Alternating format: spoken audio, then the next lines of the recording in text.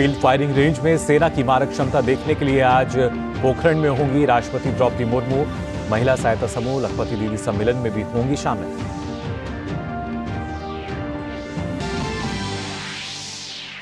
पुंछ में हुए आतंकी हमले की एनआईए जांच तेज। आतंकियों की तलाश में बड़े पैमाने पर इलाके की नाकाबंदी।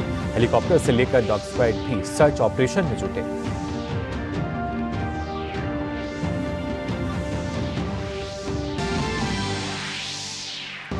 तकनीकी रुकावट के कारण दुबई से निकारागुआ जा रहे विमान को पेरिस में रोकने का मामला। 2 लोग हिरासत में। फ्रांस में भारतीय दूतावास के अधिकारियों ने कहा काउंसलर एक्सेस लेकर स्थिति की जांच शुरू।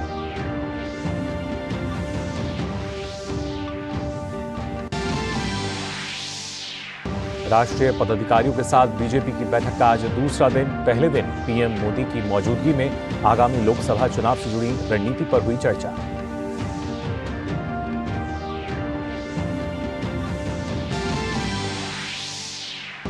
जनवरी को लैंग्वेजन पॉइंट L1 पर पहुंचेगा भारत का पहला सौर मिशन आदित्य L1। अगले 5 साल तक सूर्य पर होने वाली गतिविधियों के बारे में मिल सकेगी जानकारी।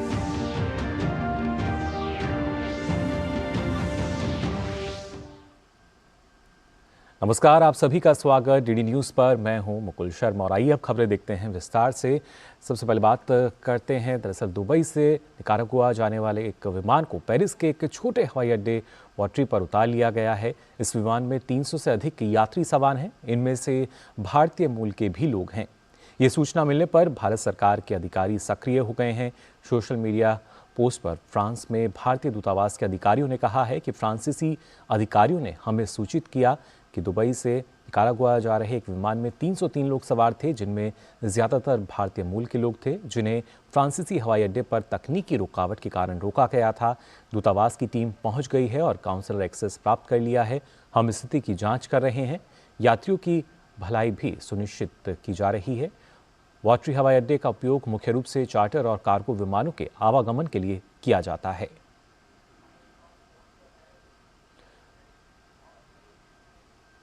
और इस पूरे मामले में अधिक जानकारी के लिए हमारे संवाददाता अमृतपाल हमारे साथ जुड़ चुके हैं। अमृतपाल, क्या ताज़ा जानकारी मिल पा रही है इस पूरे मामले में?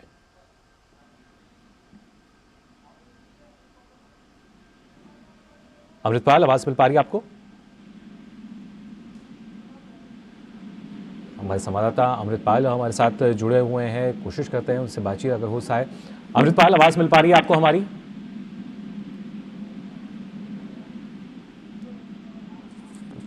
फ्रांस में विमान को रोकने का ये पूरा मामला है। इस मामले में ताज़ा जानकारी के लिए एक बार फिर आइए रुख कर लेते हैं हमारे सहयोगी अमृतपाल का, जो हमारे साथ बने हुए हैं।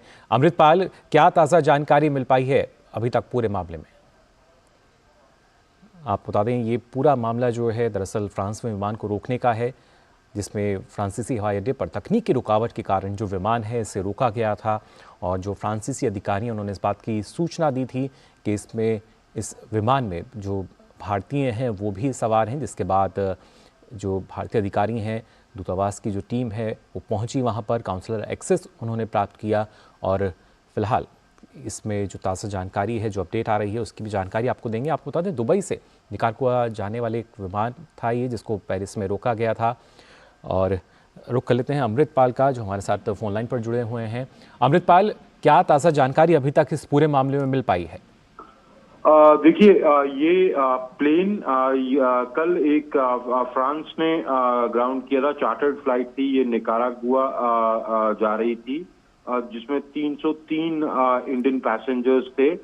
और एयरबस 340 जहाज जो होता है, और एक Romanian chartered company legend airlines का जहाज था, जो यूएई से फ्लाई कर रहा था। तो इसको फ्रांस में टेक्निकल स्टॉप ओवर में रोका गया। फिर एक जो फ्रेंच अथॉरिटीज हैं, उनको एक टिप मिली कि ये जो अनोनिमस टिप थी कि ये ह्यूमन ट्रैफिकिंग के विटनेसेस हैं। ये पेरिस के प्रोसिक्यूटर ने बताया है कि ह्यूमन ट्रैफिकिंग के विटनेसेस हैं। उसके बाद उन्होंने उनको डिटेन कर लिया और रोक लिया और इसकी तहकीकात शुरू कर दी। भारतीय अथॉरिटीज को भी बताया गया। इंडियन अथॉरिटीज, जो हमारे डिप्लोमेटिक स्टाफ है, वो वहां पर पहुंचा और वो भी अपनी इन्वेस्टिगेशन कर रहे हैं।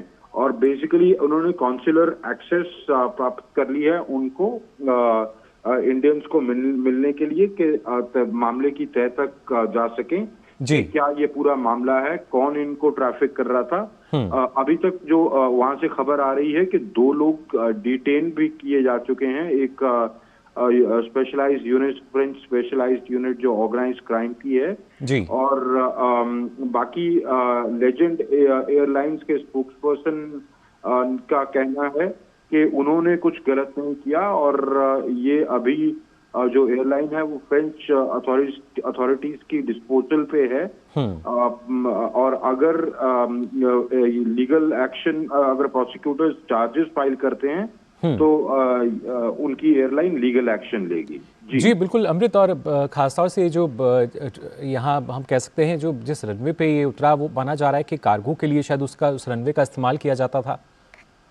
जी जी, ये बात दुरुस्त है कि जिस रनवे पे इस जहाज को उतारा गया वो कार्गो के लिए यूज किया जाता था। ये एक एयरपोर्ट है, फैक्ट्री एयरपोर्ट, ये ईस्टर्न फ्रांस में है।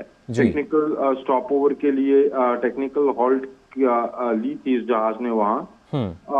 तो ये बात दुरुस्त है। जी जी बिल्कुल अमृत, और जिस तरीके से बताया जा रहा है कि इस विमान में जो भारतीय हैं वो काफ़ी संख्या में, क्या कोई अभी तक किस तरह का आंकड़ा पता चल पाया है, कितने भारतीय इसमें सवार हैं?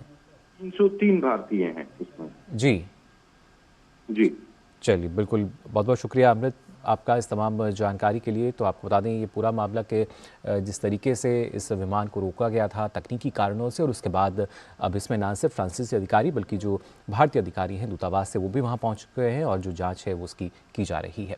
खबरों में आगे बढ़ते हैं। अमेरिका में एक बार फिर भारत विरोधी तत्वों की शर्मनाक करतूत सामने आई है।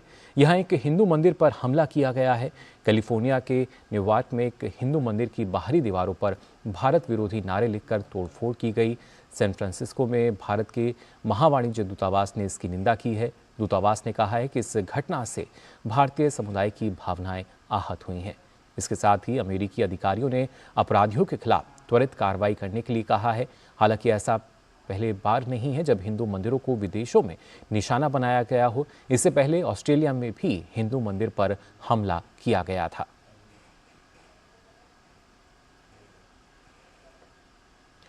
जम्मू कश्मीर में आतंकवादी हमले की घटना में एनआईए ने जांच न सिर्फ शुरू की है बल्कि तेजी से इन्वेस्टिगेशन चल रही है।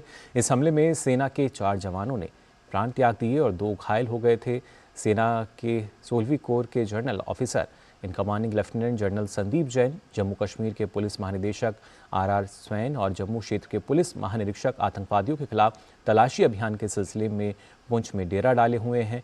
शुरुआती जांच में पता चला है कि आतंकियों ने हमले में यूडी निर्मित M4 राइफलों का इस्तेमाल किया था। माना जा रहा था कि ये आतंकवादी लश्कर ए तैयबा या जैश ए मोहम्मद संगठनों से जुड़े हुए थे, लेकिन हमले की जिम्मेदारी पीपल्स एंटी फासिस्ट फ्रंट ने ली है। अधिकारी सूत्रों के अनुसार आतंकी हमले के सिलसिले में पूछताछ के लिए करीब 1 दर्जन संदिग्धों को हिरासत में लिया गया है। गोलीबारी में शामिल आतंकवादियों को पता लगाने के लिए क्षेत्र में अतिरिक्त जवानों को शामिल किया गया है। सेना के वाहनों पर हमला करने वाले आतंकवादियों का पता लगाने के लिए हेलीकॉप्टर्स द्वारा हवाई निगरानी की जा रही है और खोजी कुत्तों को भी तलाश अभियान में लगाया गया है।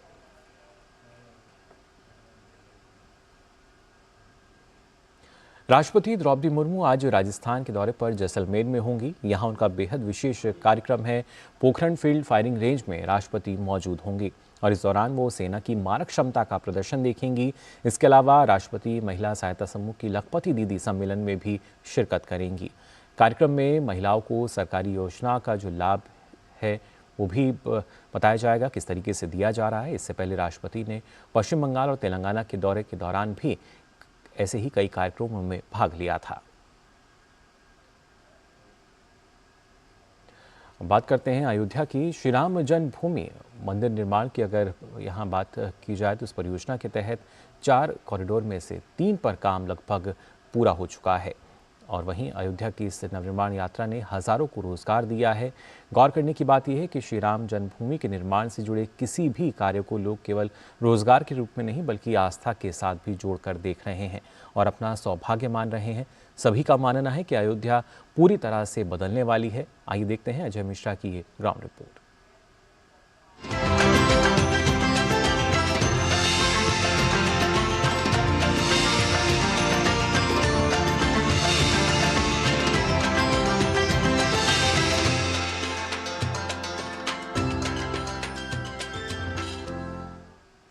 लोग है और 50 पीस होगा, 25 दीवार पे 50 पीस लगेगा।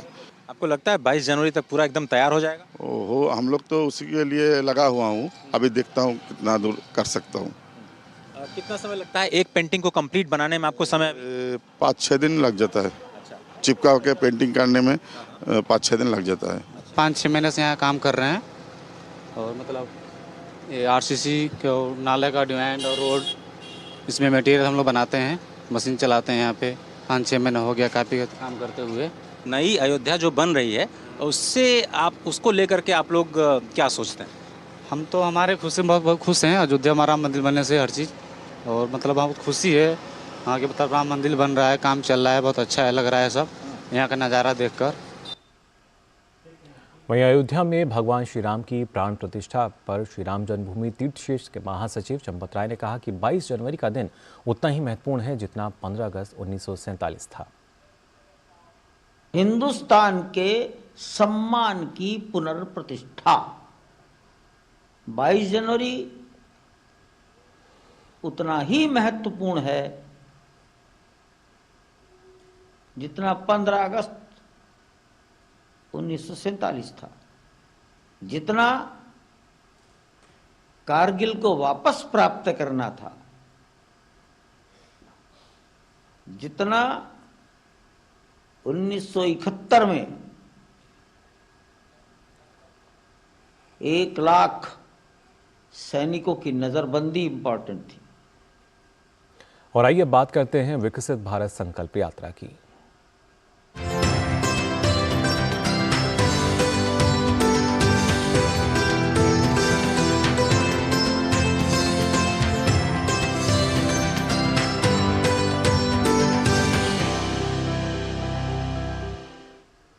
विकसित भारत संकल्प यात्रा अब तक 1 लाख से अधिक ग्राम पंचायतों तक पहुंच चुकी है। संकल्प यात्रा के माध्यम से केंद्र सरकार की कल्याणकारी योजनाओं को हर पात्र व्यक्ति तक, उनके घर तक पहुंचाना उसका उद्देश्य रहा है। यात्रा में शामिल सूचना, शिक्षा और संचार वैन शहर और गांव-गांव जाकर जागरूकता अभियान चला रही हैं। आंकड़ों के अनुसार लगभग 4 करोड़ 50 लाख लोगों ने विकसित भारत संकल्प यात्रा में हिस्सा लिया है और 3 करोड़ से अधिक लोगों ने विकसित भारत बनाने का संकल्प लिया है। इस वर्ष 15 नवंबर को झारखंड के खूंटी से शुरू हुई विकसित भारत संकल्प यात्रा विशेषकर किसानों के लिए फायदेमंद साबित हो रही है। इस यात्रा के जरिए केंद्र सरकार किसानों को तकनीकी और आर्थिक रूप से सशक्त बनाने पर विशेष जोर दे रही है। देश के बाकी हिस्सों की तरह जम्मू कश्मीर में भी विकसित भारत संकल्प यात्रा का सरकार की ओर से आयोजन किया जा रहा है, जिसके तहत राजौरी जिले के ढूंगी ब्लॉक के संगपुर, नारियन और चिंगस पंचायतों में पहुंची। इन 3 पंचायतों में लोगों ने यात्रा और आईसी वैन का जोरदार स्वागत किया। यात्रा के दौरान लोगों को केंद्र सरकार की विभिन्न जन कल्याणकारी योजनाओं से संबंधित जानकारी दी गई। वहीं इस दौरान मेरी कहानी मेरी जुबानी के तहत कुछ लाभार्थियों ने अपने अनुभव साझा करते हुए प्रधानमंत्री नरेंद्र मोदी का धन्यवाद जताया। मोदी सरकार की मौजूदगी में हमारे पक्का मकान है, जो वो कच्चे मकान था मेरा वो पक्का हो गया, तो मैं आपका उनका शुक्रगुजार हूँ। हमने राशन कार्ड भी बने हुआ फ्री, फिर राशन फ्री लगता है। मुझे मकान मोदी सरकार जी ने दिया है, उसका बहुत बहुत धन्यवाद करता हूँ। पहले सबसे पहले कि हमारे मकान जो कच्चे होते थे उसमें पानी और वगैरह बहुत सारी तकलीफ़ें होती थी, हमारे बहुत सारी परेशानी थी, बहुत सारी तकलीफ़ें होती थी। बारिश जब होती थी तो बाहर ही कई बार निकाल के टेंट वगैरह लगाने पड़ते थे, बहुत सारी तकलीफें थी। आज तो हमारे को बहुत बहुत शुक्रिया करते हैं हम लोग। पहले हमारा घर कच्चा था, चूहा चोता था, अब मोदी सरकार ने पक्का करके दिया, हम ऐश कर रहे हैं, सिलेंडर मिले हैं हमें, राशन मुक्त का खा रहे हैं और मोदी सरकार का बहुत बहुत शुक्रिया। विकसित भारत संकल्प यात्रा दुर्ग जिले के भिलाई में पहुंची, जहां लोगों ने इसका जोरदार स्वागत किया। इस दौरान विभिन्न योजनाओं का लाभ लेने हेतु शिविर भी लगाया गया, जिसमें बड़ी संख्या में जिसका लोगों ने लाभ उठाया। लोगों ने इस कार्यक्रम में बढ़ चढ़कर हिस्सा लिया और मोदी सरकार को धन्यवाद दिया। केंद्र सरकार की योजनाओं को जन जन तक पहुंचाने एवं इनसे लाभ लेने वाले हितग्राहियों से संवाद करने के उद्देश्य से भारत सरकार द्वारा विकसित भारत संकल्प यात्रा का आयोजन किया जा रहा है। इसके तहत दुर्ग जिले के भिलाई में संकल्प यात्रा पहुंची, जहां लोगों को केंद्र की जन कल्याणकारी योजनाओं की जानकारी दी गई। साथ ही योजनाओं का लाभ लेने हेतु शिविर भी लगाया गया। इस दौरान बड़ी संख्या में लोगों ने उपस्थित होकर शिविर का लाभ उठाया। शिविर में लोगों के लिए राशन कार्ड, आधार कार्ड, आयुष्मान कार्ड और उज्ज्वला सहित अनेक योजनाओं के स्टॉल लगाए गए थे, जिसके जरिए लोगों को काफी लाभ मिला। प्रधानमंत्री नरेंद्र मोदी के जो योजना है आयुष्मान भारत का, उस वो योजना को सुना, मैं वो कार्ड को बनवाया, फिर उसके थ्रू मैंने इलाज करवाया। तो वो इलाज करवाया, फिर मैं वहाँ हॉस्पिटल में बहुत अच्छा इलाज हुआ उनका, और मैं बहुत परेशान था कि मैं कहाँ जाऊँ, मैं कहाँ जाऊँ। उस योजना के अंदर मुझे बहुत अच्छा इलाज मिला है और आज मेरी बहन बहुत अच्छे से स्वस्थ है और अपने घर में। मातृवंदना योजना के तहत मेरे को पहला बच्चा हुआ तो मेरे को 5,000 की धनराशि प्राप्त हुई है और आंगनबाड़ी में रेडी टू ईट का पैकेट देते हैं, जिससे बच्चे को खिलाने से हाइट और वजन उसका तेजी से बढ़ रहा है और बहुत प्रोटीन मिलता है उससे। और सेकंड बच्चे मजदूर कार्ड में मेरे को 10,000 की धनराशि प्राप्त हुई है और मैं इसके लिए मोदी सरकार को बहुत बहुत धन्यवाद करती हूँ। शिविर में पहुंचे लाभार्थियों ने प्रधानमंत्री नरेंद्र मोदी की दूरगामी योजनाओं की सराहना करते हुए कहा कि एक तो इन योजनाओं के कारण उनके जीवन में उल्लेखनीय प्रगति हुई है, वहीं देश भी 2047 तक विकसित होने की राह पर है। हम लोग सिगड़ी जलाते थे और धुआं होता था और बनाने में भी दिक्कत, जगह रखने में भी दिक्कत होता था, लेकिन शासन की योजना आई उज्ज्वला गैस के तहत, तो हमें मतलब गैस मिला तो हमें खाना बनाने में बहुत आसानी होती है और हमें अच्छा लगा। इसके अलावा शिविर में आने वाले लोगों के लिए निःशुल्क स्वास्थ्य चिकित्सा जाँच की भी व्यवस्था की गई। लोगों ने कार्यक्रम में बढ़ चढ़ कर हिस्सा लिया और मोदी सरकार को कोटि कोटि धन्यवाद दिया। Bureau report, DD news. और फिलहाल बुलेटिन में हम यहाँ रुक रहे हैं एक छोटे से ब्रेक के लिए। जल्द हाजिर होंगे, आप बने रहिए डीडी न्यूज पर।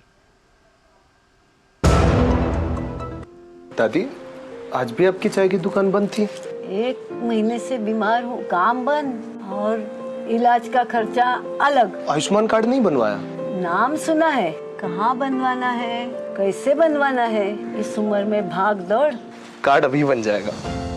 आयुष्मान ऐप पर जाकर अपना या परिवार के सदस्य का नाम लाभार्थी सूची में ढूंढें, आधार OTP या फेस ऑथ द्वारा ऑथेंटिकेट करें, डिटेल्स भरें, अब मोबाइल से फोटो खींचकर अपलोड करें। बन गया। अब ठीक होकर अपने हाथ की चाय पिला दो। और एक प्रकार से PM जय अब गरीबों की जय बन गई है। 5 लाख तक के मुफ्त उपचार की गारंटी, स्वास्थ्य का वरदान Ayushman. Payment fail, payment fail, लेकिन पैसे तो कट गए, गई मेरी मेहनत की कमाई। हो जाएगी भरपाई, चिंता मत कर मेरे भाई। अगर डिजिटल ट्रांजैक्शन फेल हो जाए और अकाउंट से पैसे कट जाए तो बैंक समय से पैसे लौटा देगा, वरना कॉम्पनसेशन का है प्रावधान। नहीं तो RBI के ओम्बुड्समैन को शिकायत करें आप। योर बिल, मेरी फीस। RBI कहता है जानकार बनिए, सतर्क रहिए। NPS में सबसे अच्छा फायदा क्या है कि अगर मान लीजिए किसी एम्प्लॉइज को इक्विटी मार्केट का नॉलेज नहीं है, वो भी इसमें बेनिफिट ले सकता है। क्यों? क्योंकि आपका जो फंड होता है फंड मैनेजर मैनेज करता है। एम्प्लॉय अपने हिसाब से अपने सारे रेशियोज को डिसाइड कर सकता है और इसका बेनिफिट ले सकता है। ये सबसे अच्छी ट्रांसपेरेंट मैनर में वे है इसके NPS की। दूसरा है कि आप इसके ऐप को भी डाउनलोड कर सकते हैं, उससे आप रेगुलर अपना मॉनिटरिंग कर सकते हैं। अपने बेहतर कल को सुनिश्चित करने के लिए NPS जरूरी है। मोदी सरकार की गारंटी, हर गरीब का मुफ्त इलाज। 55 करोड़ लोगों को दी हर साल 5 लाख रुपए तक के मुफ्त इलाज की निश्चिंतता। हमारा संकल्प विकसित भारत। ब्रेक के बाद आप सभी का एक बार फिर स्वागत डीडी न्यूज़ पर। और आइए अब बात करते हैं बुलेटिन में काशी तमिल संगमम की।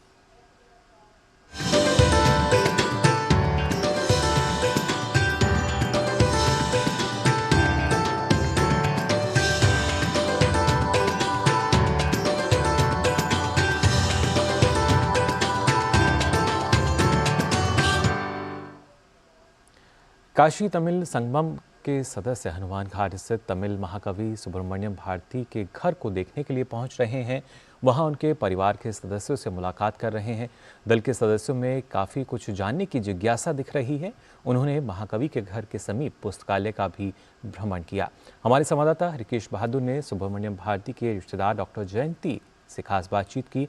काशी तमिल संगमम जैसी पहल के लिए डॉक्टर जयंती ने प्रधानमंत्री नरेंद्र मोदी का आभार जताया।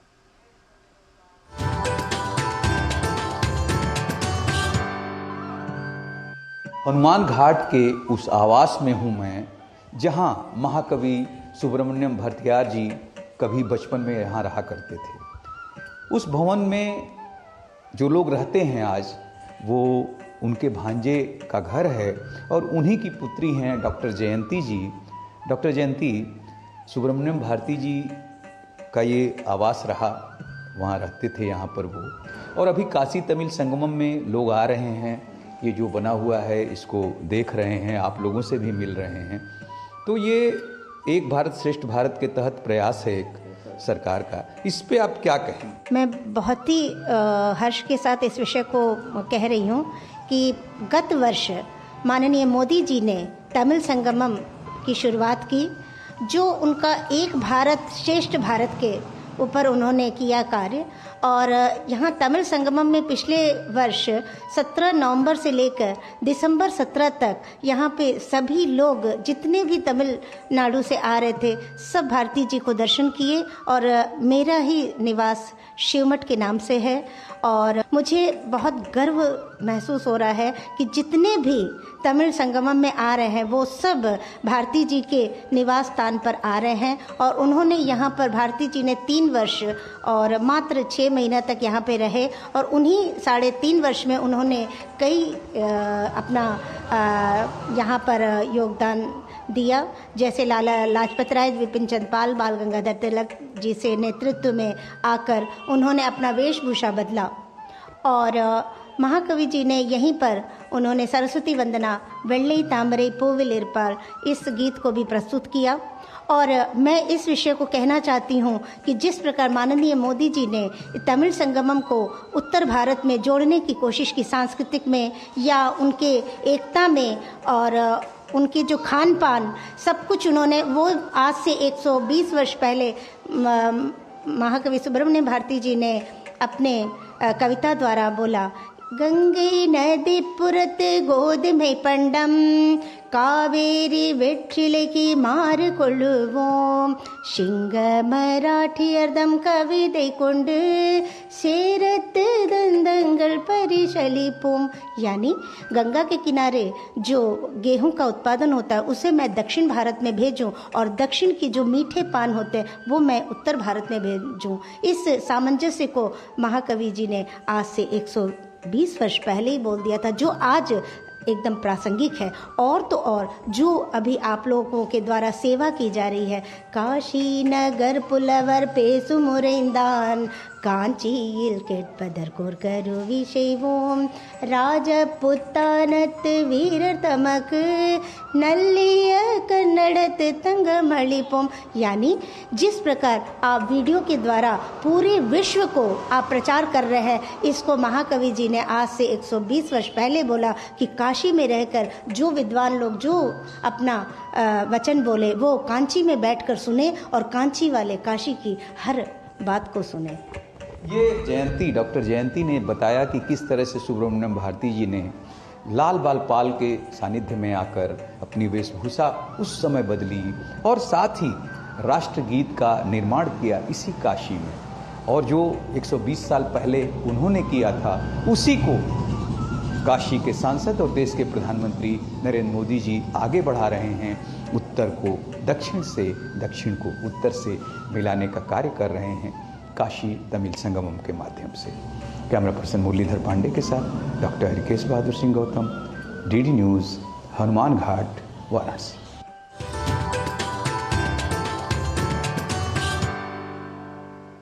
और फिलहाल के लिए इस बुलेटिन में बस इतना ही, लेकिन देश और दुनिया की तमाम खबरों के लिए आप देखते रहिए डीडी न्यूज़। मुझे दीजिए अनुमति। नमस्कार।